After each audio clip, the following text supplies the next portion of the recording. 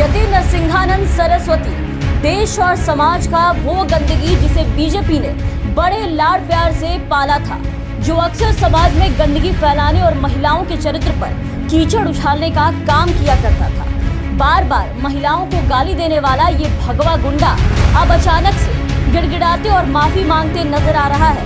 एक एफआईआर ने सारी हेकड़ी निकाल करके बाहर रख दी है। लाइव आकर वीडियो जारी कर भद्दी भद्दी गालियां देने वाला ये फर्जी महंत अब माफ कर देने की अपील कर रहा है। यति नरसिंहानंद सरस्वती के खिलाफ दिल्ली से सटे यूपी के गाजियाबाद में 3 मुकदमे दर्ज हुए हैं। इनमें से एक केस राष्ट्रीय महिला आयोग की अध्यक्ष रेखा शर्मा की शिकायत पर दर्ज हुई है, जबकि 2 अन्य केस पुलिस की ओर से उनके खिलाफ दर्ज किए गए हैं।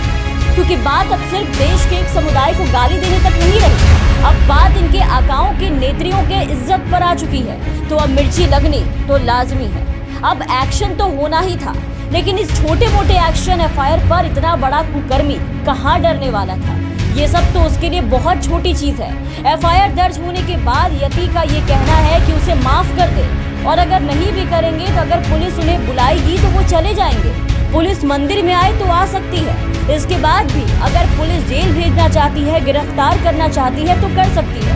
वो पहले भी 32 बार जेल जा चुके हैं और इस बार भी जेल जाने को तैयार है। मतलब एक्सपीरियंस काफी पुराना है। जेल की हवा खाने के 32 साल का अनुभव इस जाहिल यति के पास है, जिसके कारण ये पुलिस एफआईआर मुकदमे जेल के नाम से बिल्कुल ढीठ हो चुका है।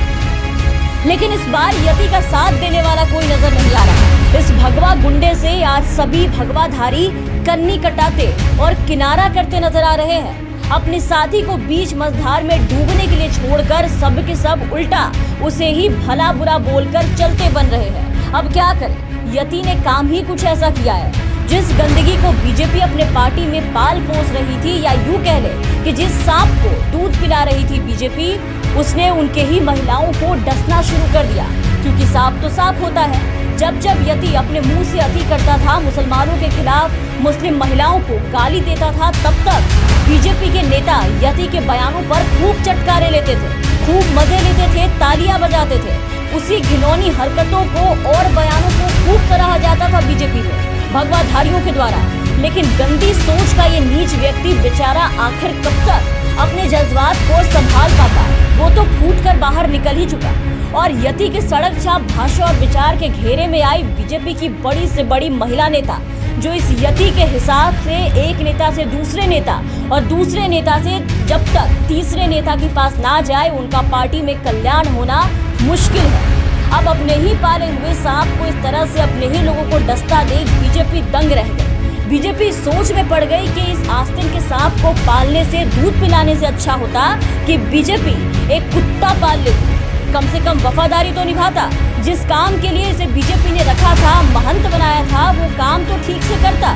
लेकिन अफसोस की बात है कि भगवाधारियों का ये भगवा गुंडा अब उन पे ही भारी पड़ गया। जब तक ये सड़क छाप इंसान मुस्लिमों, महिलाओं को गालियां दे रहा था, तब तक ये बीजेपी के लिए महंत था और इसे भगवा पहनने का पूरा हक था। लेकिन जैसे ही इस 2 मुँहे सांप ने अपना असली रूप दिखाया, ये भी भगवा में छुपा एक जिहादी बन गया, जिसे बीजेपी वालों ने पहचानने में गलती कर दी। तो अब इसे जिहादी घोषित कर रहे हैं और एफआईआर करवा रहे हैं। और इन सब के बाद अब बस सुदर्शन पे इनके नाम का भगवा जिहाद आना बाकी रह गया है। खैर, यति के अति का बीजेपी के दंगाई नेता कपिल मिश्रा और कुछ भगवाधारी अंधभक्त विरोध करते हुए सामने आए। लेकिन हैरानी की बात है कि यति के इतने बड़े कारनामे पर अब तक बीजेपी की एक भी हिंदूवादी महिला नेता निकल करके सामने नहीं आई, जो यति को जवाब दे सके। स्मृति ईरानी, हेमा मालिनी, साध्वी प्रज्ञा, साध्वी प्राची, एक के भी हलक से आवाज बाहर नहीं निकली, क्योंकि इन्होंने सत्ता सुख के आगे अपने सम्मान को शायद यति जैसे सड़क छाप के सामने गिरवी रख दिया है। खैर, इस यति के अति का अंत करने अब महिला आयोग की तरफ से गाजियाबाद पुलिस की तरफ से 3 मुकदमे दायर किए गए हैं और अब इसके तहत सड़क छाप इस यति को गिरफ्तार कर कोर्ट में जल्द पेश किया जाएगा। Bureau report, the VPN TV.